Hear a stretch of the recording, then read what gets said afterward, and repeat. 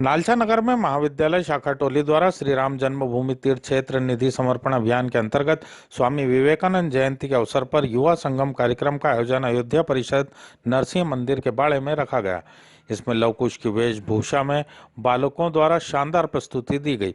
आयोजन में प्रभु श्री राम का हम कथा सुनाते हैं प्रभु श्री राम की गीत पर लव कुश बने बालकों ने सभी राम भक्तों को मंत्रमुग्ध कर दिया। कार्यक्रम में मौजूद कार सेवक सीताराम माली द्वारा 1992 की कार सेवा में पहुंचने का वृतांत सुनाया। वहीं संत गणेश आचार्य जी ने युवाओं को योग प्राणायाम करने की सलाह दी।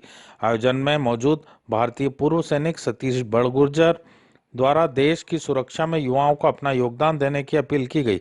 संघ चालक सुरेश जी निरामा के द्वारा राष्ट्रहित में युवाओं सदैव तत्पर रहने की बात कही गई। वहीं मुख्य वक्ता तरुण राठौड़ जिला गौ सेवा प्रमुख के द्वारा श्री राम मंदिर ने हुए संघर्ष के बारे में युवाओं को विस्तार से बताते हुए मंदिर निर्माण से राष्ट्र निर्माण की बात कही। वह युवाओं को स्वामी विवेकानंद जी के मार्ग पर चलने की बात कही। आज कार्यक्रम 12 जनवरी को पूरे देश में विवेकानंद जी की जन्म जयंती के रूप में मनाया जाता है और युवाओं के बीच में उनके जीवन को आदर्श के रूप में स्थापित करने का काम युवाओं के बीच में जाए। और विवेकानंद जी जो भारत की सनातन परंपरा को विश्व के पटल पर जिन्होंने रखा था, ऐसे विवेकानंद जिन्होंने युवाओं के लिए कई आयोजन किए और कई युवाओं के लिए प्रेरणादायी उद्बोधन दिए थे, आज उनके बीच में जाने का अवसर है।